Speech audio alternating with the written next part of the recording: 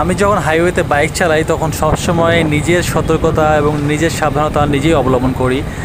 সবসময় খেয়াল রাখি যেন আমার একটু অসাবধানতার কারণে আবার দুর্ঘটনা না ঘটে যায়। সো যখনই আমি হাইওয়েতে রাইড করি, অর্থাৎ আমি কিন্তু বেশিরভাগ টাইমে আমার গ্রামের বাড়ি বাইকে যাই, তো এই কারণেই আমি সবসময় চেষ্টা করি যেন আমি নিজে সেফ থাকতে পারি। ঠিক আছে, একটা বাস ড্রাইভারের তার বাসের স্টিয়ারিং ধরে 20 থেকে 30 বছরের অভিজ্ঞতা থাকতে পারে, 50 বছরেরও অভিজ্ঞতা থাকতে পারে, কিন্তু সব থেকে বড় কথা কি জানেন, একটা বাস ড্রাইভার যতই 20-30 বছরের অভিজ্ঞতা হোক না কেন, তার পিছে 40 থেকে 50 জন মানুষ থাকে। তার এটাও খেয়াল রাখতে হবে যে তার একটু অসাবধানতার কারণে যেন বাকি মানুষের জীবন রিস্কে পড়ে না যায়।